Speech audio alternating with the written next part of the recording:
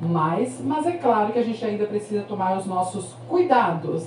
Não é mesmo, Gisele Martins, psicóloga? Gisele Martins já aqui nos nossos estúdios para falar sobre um assunto tão delicado, né? Triste, mas que nós temos que falar. Sim, eu sou totalmente defensora de nós falarmos, e desde quando a gente começou a conversar, alguns meses, né, Gi? E eu entendi como é importante a gente falar sobre esse assunto. Boa tarde, seja bem-vinda. Boa tarde, pessoal que está nos escutando. Para quem quiser assistir, entra lá no meu Face, que é Clínica Acolher, tá? Passando lá ao vivo, ó, eu aqui, né? É muito importante a gente abrir, Luísa, esses espaços para estar falando de forma responsável a respeito do suicídio. Em hipótese alguma, nós vamos falar coisas irresponsáveis. Nós precisamos falar, mas precisamos falar do jeito certo, né? Sim, é verdade. E até, bom, eu compartilhei também no meu Face lá, né? Se alguém não achar, pode encontrar no meu Face, Luísa Lima lá, então tá todo mundo ali. Estamos conectados, né? Eu com a Clínica Acolher e já tem gente entrando aqui, tá, Gi? Bom, a primeira pergunta, é claro, né? Para quem não sabe, e eu também gostaria de saber mais, o que é, na verdade, porque nós falamos já muito sobre prevenção, né? Esse Setembro Amarelo aí. E aí você fala em lutados por suicídio, a importância da pós-venção. Na verdade, o que é exatamente a pós-venção? Perfeito, né? O Setembro Amarelo ele tinha que ser de janeiro a janeiro, né? Nós precisamos falar de saúde mental todo dia, tá? Com tudo que é tipo de entrevista, música, poesia, tudo ele tem em torno da saúde mental. Tudo que a gente faz, a gente precisa pensar o quanto é importante a gente cuidar da nossa mente. A nossa vida ela não é só o físico, até porque quem manda no físico é a mente, né? Sem saúde mental não tem saúde. E quando a gente fala da prevenção do suicídio, a gente pensa em práticas de saúde para acudir a tempo numa questão de adoecimento. Mas, infelizmente, o suicídio em si, nós não temos como garantir que nós vamos conseguir salvar todas as pessoas. Até porque não tem como, não cabe a mim salvar alguém, né? Então, a prevenção, a gente divulga práticas de atendimento psicológico, atendimento psiquiátrico, a importância da gente acabar com o tabu de que psicólogo e psiquiatra é para louco. A gente é obrigado a repensar o nosso estilo de vida, a nossa maneira de viver. Então, isso a gente fala de prevenção. Tá? Nós não conseguimos impedir a morte, mas a gente abre espaço para que as pessoas possam repensar a sua cultura e aceitar um tratamento. Né? Quanto mais eu abro espaços como esse para falar que depressão é doença e que o suicídio ele não envolve só a depressão, o suicídio ele sempre vai ser multifatorial e é um sofrimento que começa muito antes do ato. Né? É uma construção de coisas ruins que foram acontecendo na vida daquela pessoa em todas as esferas, social, mental, todas as áreas foram se deteriorando ao longo do tempo até que culminaram com a morte. Então, quando ela ocorre, o que a gente faz com as pessoas que ficam? Pois é. Né? Luísa, a pós-venção, então, ela vem como uma prática, todas as práticas de acolhimento a essas pessoas que estão enlutadas. A campanha do Setembro Amarelo chegou aqui no Brasil em 2015. Tá? Então, é tudo muito recente. Muito recente. Então, como antes ninguém falava nada, agora fala-se de qualquer jeito. E esse é o cuidado que nós temos que ter. Porque tinha-se aquela ideia de que não podia falar. E aí agora é foto divulgada, é carta de despedida divulgada. E isso machuca muito a família, a própria memória daquela pessoa que se foi, porque o suicídio, ele não é um ato de coragem nem de covardia. Ele é um ato de desespero, de desamparo e de desesperança.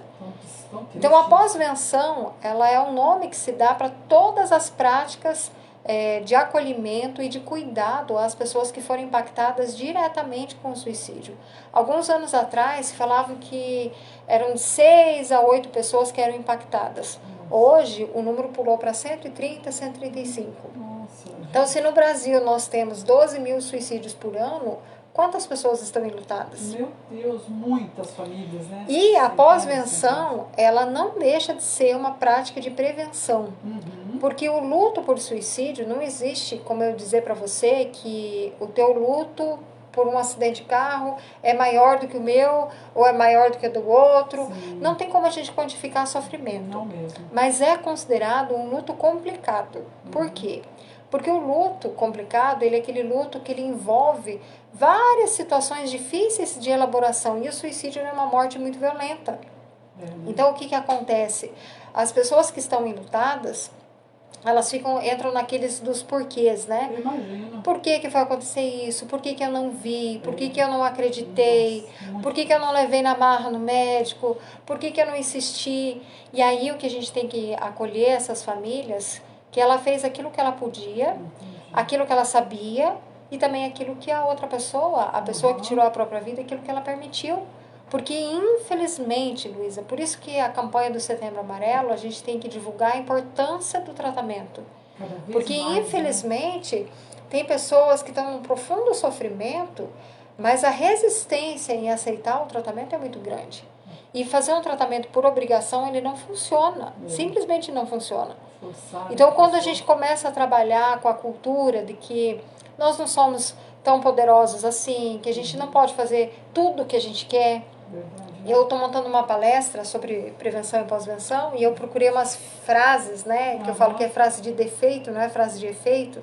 Você pode ser tudo o que você quiser. Será? E ainda tinha uma que acrescentava, basta acreditar. Nem tudo que eu quero, muitas vezes eu não tenho maturidade, estou querendo alguma coisa baseado num comportamento impulsivo, então eu não reflito. Tem coisas que eu quero que não tem necessidade, que não importa, que não é importante. Então isso vai desgastando a minha saúde. Nós estamos vivendo num mundo de padrões muito altos de exigência, né? O corpo perfeito. A gente tem uma condição financeira de ter as coisas, seja por financiamento ou não, mas a gente está tendo um acesso maior às coisas.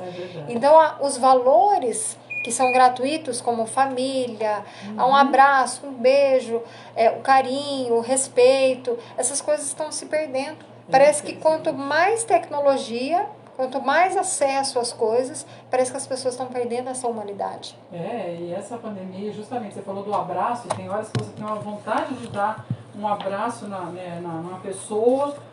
Eu senti isso esses dias, acho que vendo algum vídeo e a pessoa não podia abraçar. Eu falei, meu Deus, que tristeza, porque um abraço, ele transmite tanto carinho, né, tanta segurança, e de repente a gente não consegue abraçar a pessoa.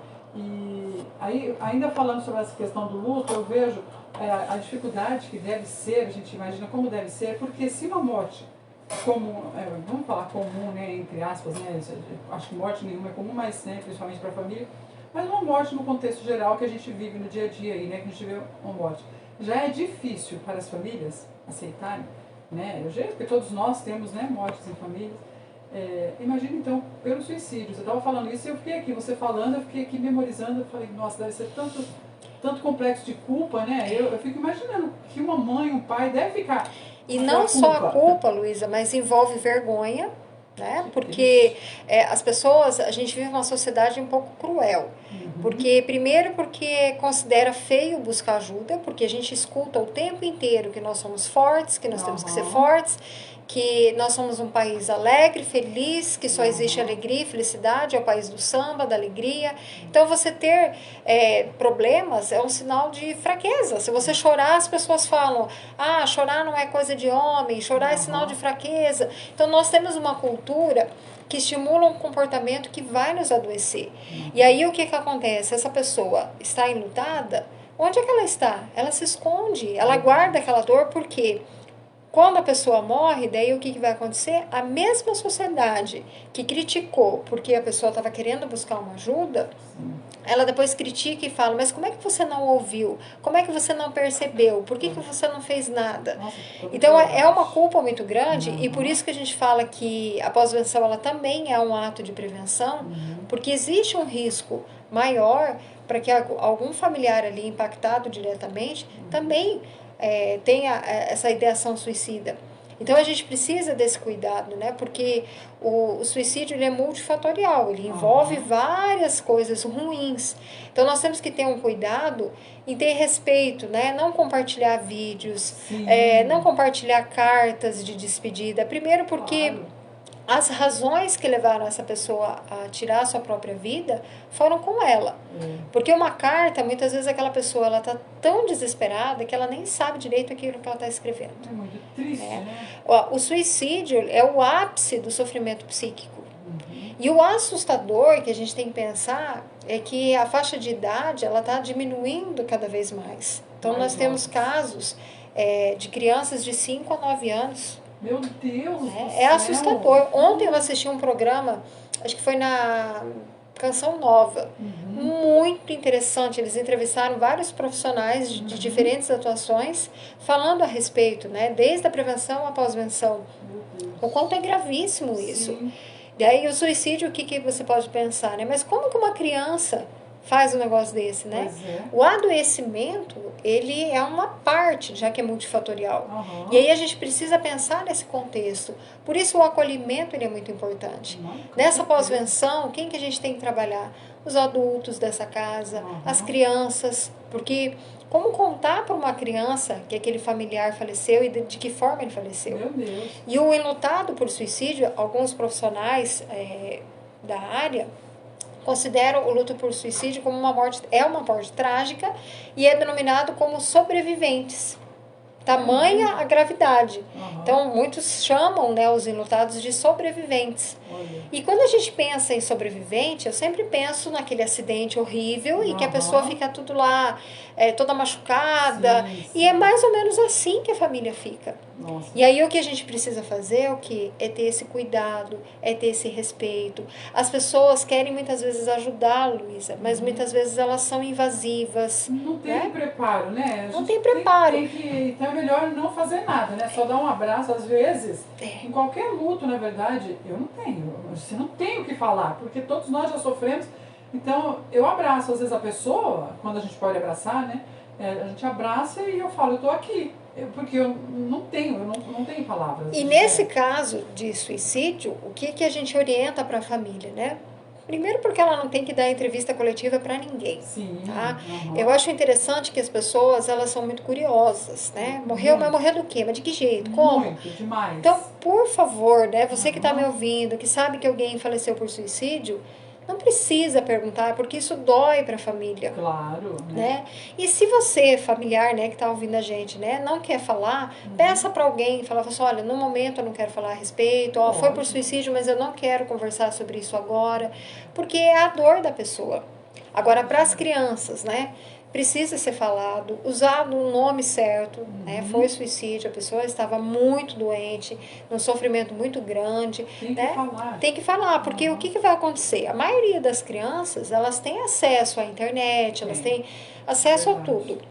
E aí o que vai acontecer é que de um jeito ou do outro, ela vai acabar descobrindo. E aí ela vai se sentir enganada, né? Porque a família escondeu isso dela. Verdade. E quanto mais tempo você leva para contar, mais teorias essa criança ela vai criando dentro dela. Porque ela sabe que aconteceu alguma coisa muito grave, alguma coisa muito errada. Olha, eu fico totalmente espantada, de fato, saber que o número de crianças, né, tem aumentado, crianças nessa faixa de idade. Porque eu me lembro de um caso que aconteceu, acho que, se eu não me engano, foi em Peroval, mas já faz uns 10 anos, eu acho. E a garota tinha 10 anos de idade, né? E eu estava na TV, se eu não me engano. E chocou demais, demais, porque nós não tínhamos escutado falar de nenhuma criança, né? Assim, adolescente já não é tanto, agora está aumentando muito, mas uma criança de 10 anos de idade, uma menina. E chocou, não sei se você estava, acho que você não estava por aqui na época. E foi assim, triste demais. Mas aí, Luísa, o que acontece, né? Como é multifatorial, a gente sempre tem que entender. Primeiro, todas as pessoas que morrem por suicídio tinham depressão? Não. Tá? Mas 90% dessas pessoas tinham algum transtorno mental, né, que poderia ser uma depressão, um transtorno bipolar, uma esquizofrenia, não tratada de forma correta. Entendi. Tá? O que é se tratar de forma correta? Atendimento psiquiátrico, né, tomar a medicação correta, porque às vezes a pessoa tem diagnóstico errado, medicamento errado. Bom você tá? falar isso. Não tomava direito, tomar, né? toma um dia, aí mistura com bebida alcoólica, não tinha um acompanhamento psicológico. Tá? E também tem também o nível de gravidade que aquela pessoa estava. Porque a pessoa entra num nível de desespero, desamparo, desesperança gigantesco. E o que ela quer tirar ali não é a vida, é a dor. É o sofrimento. Então, o cuidado que a gente tem que ter, né, é não procurar um culpado, porque não tem. São inúmeras causas que levam ao suicídio. Então, aí você fica pensando assim, poxa, mas uma criança Então, nem todos os casos são por depressão. Até porque nem todo mundo que tem depressão vai morrer por suicídio. Tá? Claro. Dependendo da gravidade que está aquela situação. E aí algumas coisas a gente precisa orientar essas famílias. Doença, ela pode dar em qualquer pessoa, em qualquer idade, em qualquer religião. Claro. Mas tudo em saúde mental, ele é multifatorial. Então a gente tem que olhar também como é o ambiente que a gente vive, a cultura que a gente vive. Nós fazemos o contrário do que o cérebro manda. O cérebro manda descansar, a gente trabalha até não querer mais. É verdade, né? O ambiente, o estresse, ele é extremamente tóxico para o nosso cérebro. Imagina para uma criança. Imagina. Né? Então, assim, uma criança exposta à violência sexual, à violência doméstica, e a gente sabe que tem muita criança pequena que está envolvida com isso. Então, imagina o sofrimento dessas crianças. Nossa, é verdade. Então, você empurra essa criança para quê? Para que ela acabar com a dor que ela está sentindo. É verdade. Você falou, agora você falando, eu pensei, né? A gente não sabe, violência sexual é uma das coisas, né? Sim, até porque eu atendo crianças somente em situação de luto. Agora, adultos, adolescentes e adultos, que é a maior parte das pessoas que eu atendo, muitos têm, nesses 18 anos de profissão, muitos têm um histórico de violência física, violência verbal. Eu escuto muito adulto que fala assim, mas essa geração mimimi, agora tudo é bullying. Aí eu relembro a pessoa que fala isso, assim, mas como é que foi a tua infância? Aconteceu isso, aconteceu isso, aconteceu isso. Só coisa ruim, né? Falei, e qual que é a tua queixa para vir aqui? Aí a pessoa até dá risada, fala assim, insegurança, medo, dificuldade de relacionamento. Falei assim, tem sequela. Então, quando o adulto olha para a criança e para o adolescente e pensa que ele não tem problema porque ele é uma criança, ele não tem o teu problema. E até porque o problema ele vem no contexto da idade que a gente tem. Uma criança pequena, ela não vai falar o mesmo problema que você, porque você é adulto. Então, quando a gente fala em pós-venção, qual é a orientação que a gente dá? Assim que ocorre, que infelizmente ocorreu, procurar ajuda profissional para a família, porque é uma bagunça que ocorre nessa cabeça, né? Culpa, medo, vergonha, e que é possível reconstruir a vida a partir dessa dor. Que em vez de sobrevivente, é ser um ser vivente, né? Você tem uma pergunta? Eu tenho uma pergunta, tenho uma curiosidade quanto à questão da idade acho que seria a idade do luto. Uma criança, ela consegue ter essa percepção de luto, de sentir o luto, de ter o luto a partir de quantos anos? O sofrimento é desde de pequeno, tá? A criança, ela tem fases do desenvolvimento. Então, uma criança, até os 7 anos por aí, ela tem um pensamento muito concreto. Então, a gente tem que tomar muito cuidado que fala para uma criança pequena. Então, quando você fala assim, a pessoa está dormindo, porque você não quer falar a palavra morrer, né? A criança, ela entra em desespero. Como é que você vai colocar ela numa caixa, fechar ainda com um cimento ali? A pessoa está no céu. Mas que céu? Você não pode fazer. Se você quer passar o teu conceito religioso, não tem problema nenhum. Mas é falar para uma criança que é um céu bem longe desse aqui. Porque senão a criança fica pensando que vai cair. Olha isso. Ele viajou. O que a criança vai ficar a vida inteira esperando? Então, a criança, até os seus 6, 7 anos, ela não entende como nós entendemos. Mas nós precisamos usar os termos corretos. Morreu. Não vai voltar, não está respirando mais. Lá por 9, 10 anos, a criança já entende o que é morte, só que ela acha que essa morte vai ser só para as pessoas que não são da vida dela. Né? E que só acontece com pessoas bem velhinhas. Então você pode ver que uma criança nessa faixa etária, ela fica brava quando chama o pai e a mãe de velho. Porque ela tem na cabecinha dela que então vai morrer. O adolescente, ele já tem total conhecimento do que é, mas ele também vivencia o luto de uma forma um pouco mais diferente. Às vezes pode ficar mais irritado, alguma coisa nesse sentido. O cuidado que a gente tem que ter é sempre cuidar quando eu falo assim, uma coisa para que a criança não se sinta culpada. Por exemplo, ela fez malcriação, uma meia hora depois você morreu lá e a criança vai pensar assim, será que foi por minha culpa porque eu fiz malcriação? Será que eu fiz alguma coisa porque o papai tirou a vida?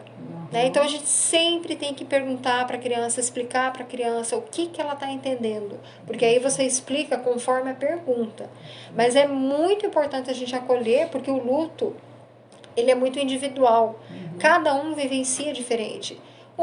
Uns vão chorar mais, outros vão ficar mais irritados, mas cada um vai viver de uma forma diferente, mas precisa acolher. Verdade. Gi, 12h41, a gente vai para um rápido intervalo, tá bom? E voltamos, você que está aí sintonizando agora aqui na Rádio Bianca, Bianca News, quem quiser participar, né, Myron? 998-5598-66 é o nosso WhatsApp para você mandar sua pergunta, sua mensagem, sua participação. É sempre muito importante. Já tem pergunta, tem uma pergunta muito interessante aqui, Luísa. Verdade, viu? Já a gente fala, é o Fernando que está mandando a pergunta, já a gente faz a pergunta do Fernando aqui. Muito obrigada às pessoas também que estão participando aqui da live da Gisele aí na Clínica Acolher, né? A gente vai para um rápido intervalo e já voltamos e continuamos o nosso bate-papo aqui tão importante. Boa tarde, Luiz e doutora. Como as famílias podem identificar na criança ou adulto com esse transtorno propício do suicídio? É uma pergunta que eu queria fazer também, mas eu esperei dar um intervalo para perguntar se pode perguntar. A pessoa dá sinais. Nem todas. Então, Gi, sabe uma coisa que eu tenho dúvidas? E aquelas pessoas... E aquelas pessoas que ficam às vezes 2, 3 anos, você conhece a pessoa que faz 4, 5 anos. Sempre elas falam que vão se matar. Vão me matar, mas já passou 5 anos, 10 anos, eles graças a Deus está vivo. Mas é um risco. É um risco. Esse é o problema, a gente nunca sabe. Por isso que a gente não tem controle da vida. Porque esse é um dos problemas da culpa, porque daí a pessoa fala assim, poxa, ela falou e eu nunca acreditei. Mas um dia vai que vai. Eu nunca posso duvidar disso. Né? E entra também a questão, né, do medicamento, né, que você fala. Tem gente que não toma medicamento correto. E tem gente que não aceita o tratamento. Toma um dia, fica 2 sem tomar. Há um processo de decisão pro ato, é um processo que a pessoa toma de uma vez, claro que já vem isso um tempo, mas... Uma boa pergunta, tá? Porque tem uma escadinha de problema que vai aumentando. De repente a pessoa teve um dia horrível no trabalho e ela já é propícia e de repente... Acho que é interessante essa pergunta aí. Faz aí, Mário, vou dar uma olhadinha. Michelle de Curitiba. Michelle de Curitiba acompanhando. Acho que é minha ex-aluna. Porque ela falou... Você é professora? Em Curitiba eu dei aula há 10 anos na faculdade. Eu corro das aulas de psicologia também. Não corre mais não, Fazia aproveita. psicologia, eu fiz publicidade, psicologia e comportamento do consumidor. Aí eu dei aula essa disciplina há um bom tempo pro curso de marketing. Olha! Você já assistiu aquele filme Obrigado por Fumar? Não! Eu usava bastante aquele filme para falar sobre a manipulação da mídia. Obrigado por fumar? Eu vou assistir. Obrigado por fumar? É muito legal. Ou você entende e dá risada, ou você odeia. Sério? É uma comédia bem irônica, assim, sabe? Muito legal o filme. E agora eu tô Sabe fazendo quantas psicologia. visualizações? 690 Nossa, visualizações. E agora eu tô fazendo psicologia forense. ai que No legal. direito também. Aí agora sim. É a minha área preferida, né? Transtorno mental. Então, mas assim, eu não senti tanta diferença de conteúdo, sabe? Ainda. Não sei porquê. Aí eu tive que fazer a matéria de novo. Aí eu achei, não, peraí. Eu não fiz o primeiro e o segundo bimestre porque eu eliminei partes da matéria. Então, aí como eu tinha... Você vai ter que correr para estudar sobre transtornos mentais, né? Sobre... Então, terceiro, quarto bimestre. Voltou? Mas é legal. Só que eu corro um pouco da matéria. Você tá fazendo direito? Tem que estudar, viu? Porque olha, a psicologia tem jeito. Não, até na Em qualquer área, né? Voltou? 12h45, muito bem-vindo. Você que chegou agora, você é nosso convidado especial aqui no Bianca News, nesta sexta-feira, dia 24. 24 de setembro. Tá passando tão rápido, né, Luísa? Tem dias que eu não sei que horas são mais, isso aqui dia Hoje que é. cedo, eu cheguei aqui umas 10 para as 8 e entrei aqui no estúdio, né, pra dar uma Madrugou olhada. hoje. Tava tudo tranquilo, hoje eu madruguei aqui. É mesmo. Tava tudo certo. E daí eu pensei, hoje é sexta? Aí eu olhei, é sexta-feira mesmo. Verdade, né? A gente fica até perdido, viu? Mas bem-vindo. Você é nosso convidado especial aqui no Bianca News, podendo participar. Inclusive, já volto do bloco agora. Gisele, tem uma pergunta aqui da Fernanda. Ela fala, boa tarde, Luísa e doutora. Aí ela pergunta o seguinte, como as pessoas podem identificar na criança ou adulto com esse transtorno propício do suicídio? O que acontece, né? É muito incentivado que a gente faça check-up aí de saúde física, né? É verdade. Se pelo menos uma vez no ano você der um oizinho lá para um psicólogo, né? O autoconhecimento ele é fundamental. Não vai arrancar pedaço. Não mesmo. Até porque ir no psicólogo não é só para transtorno grave, tá? Mas para autoconhecimento. Porém, todavia, pela qual, o que a gente pensa, né? Todo mundo percebe aquela pessoa que é muito difícil, que é muito briguenta, que é muito complicada, não para em emprego nenhum, bebe demais, usa droga de um jeito, né, obsessivo, usa droga assim de um jeito muito descompensado. Na verdade, até o próprio uso da droga, ele é um indício que tem alguma coisa errada ali psiquicamente. Né? Porque tanto o álcool quanto a droga, ela mascara muitos transtornos, principalmente o transtorno bipolar, a depressão. Sim. Então, a pessoa ela sente um alívio, mas o que a bebida e a droga faz? Ela potencializa a doença. Então, o que a gente precisa tomar bastante cuidado primeiro, trabalhar com essa questão cultural que buscar um psicólogo, buscar um psiquiatra não é coisa de louco. Claro que não. Né? Loucura é a vida louca, horrorosa que a gente leva. Isso é loucura. É verdade. Porque quando você guarda completamente para você aquilo que você está passando, você mistura tudo e você não consegue identificar. E ainda existe uma cultura muito grande que psicólogo vai lá só para bater papo. Só que não é, né? Vamos pensar, são 5 anos de faculdade. Eu ainda estudei no tempo que era integral. Você estudar 5 anos para ficar batendo papo, daí não precisava, né? Fazia aqueles cursinhos de final de semana aí que tem, né? Mas isso não é psicologia. Né? Então, a psicoterapia é um processo com técnicas, onde você ajuda a pessoa a identificar aquilo que ela está pensando, aquilo que ela faz com aquilo que ela está pensando, qual é o sentido da sua vida. Então, primeiro, né, para crianças, tem pais que ainda se ofendem quando a escola encaminha para um psicólogo. E tem pais que preferem a morte do que quando fala que tem que encaminhar para um médico. Imagina, meu filho vai ter que tomar remédio. Mas eu vou dizer uma coisa para vocês. Melhor que ninguém precisasse de nada. Com certeza, tá? Mas imagine que alguns anos atrás sempre existiram as doenças e não existia nem diagnóstico e nem tratamento. Exatamente. Então as pessoas eram antigamente condenadas a rótulos como pessoa difícil, como pessoa complicada, aquele cara esquisito, aquele cara briguento, e tinha uma vida miserável. Hoje não, hoje nós temos tecnologia, a medicação dá efeito colateral? Sim, só que o efeito colateral que uma vida ruim traz é muito maior. Lógico. Você perder seu casamento, perder a sua saúde, perder a sua qualidade de vida. Então, se o professor da escola do seu filho chamar para conversar, falar, olha, ele está brigando demais, ele está dormindo na aula, ele está muito briguento, ele está muito quieto, ele não participa de nada, ele não interage, aquela criança exageradamente tímida, tá? Porque tem crianças que são mais tímidas. Não empurre essa criança para fazer as coisas, mas se você percebe que ela não consegue ter interação, que ela não consegue brincar com outras crianças, a psicoterapia infantil ela vai trabalhar muito a percepção dela conseguir nomear aquilo que ela está sentindo. E que bom que alguns professores, alguns educadores têm essa sensibilidade de observar isso, né, esse tipo de comportamento, de problema nas crianças, né, Gi? Porque a gente sabe que a gente tem vivido tempos difíceis aí em salas de aula, né, com agressões e tantas coisas que acontecem. Agressão, por exemplo, com relação ao professor, quantos alunos já agrediram professores? Isso não é normal, né? É isso que eu ia falar, isso já é um problema, né? E aí quando a gente fala normal aqui, tá? O pessoal entenda que é no sentido assim, que não é legal isso, que tá mostrando que tem um pedido de socorro.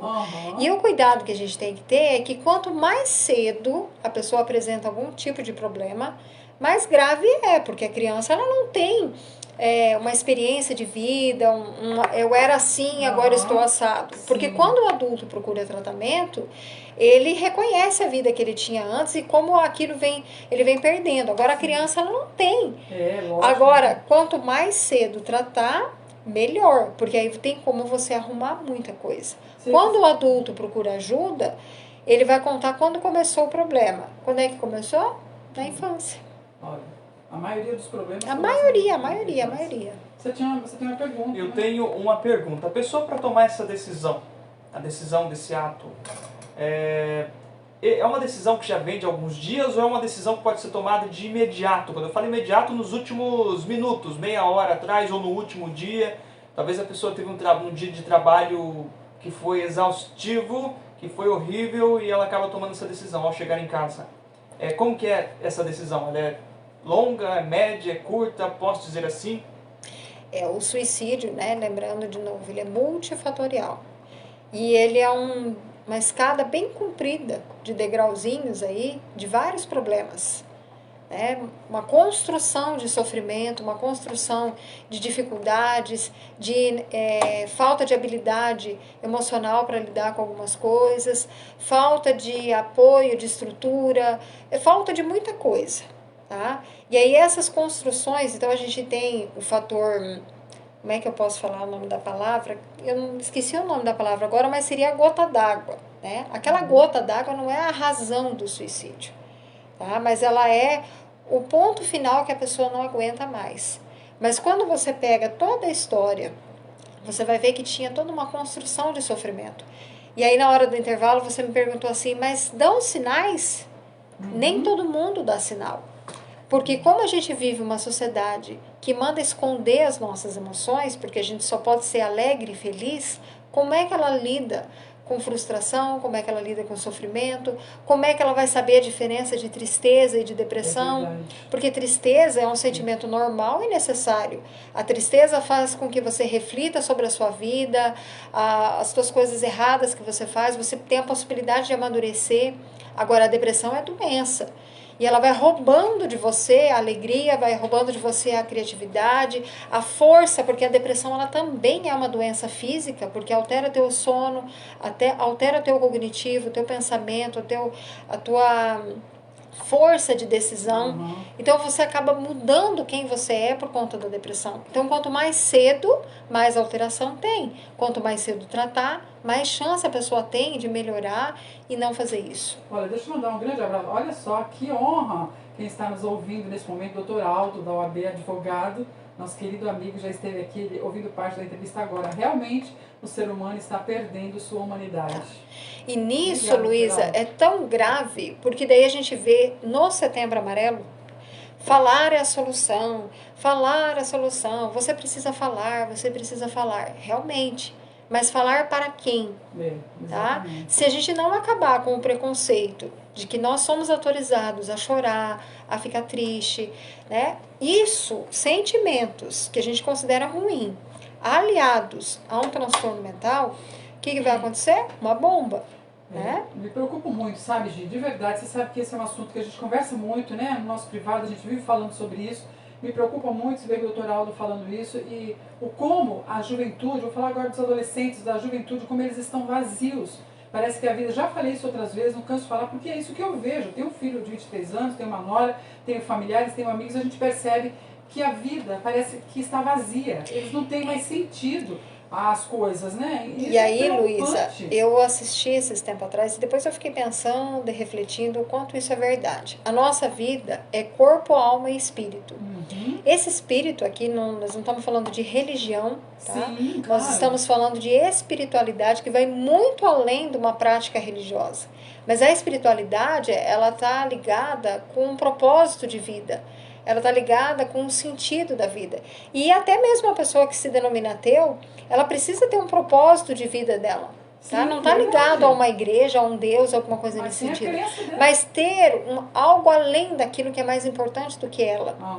Algo que faça com que ela tenha um sentido nisso. E quanto mais consumistas nós somos, mais a gente vai riscando da nossa vida a importância desse propósito de vida.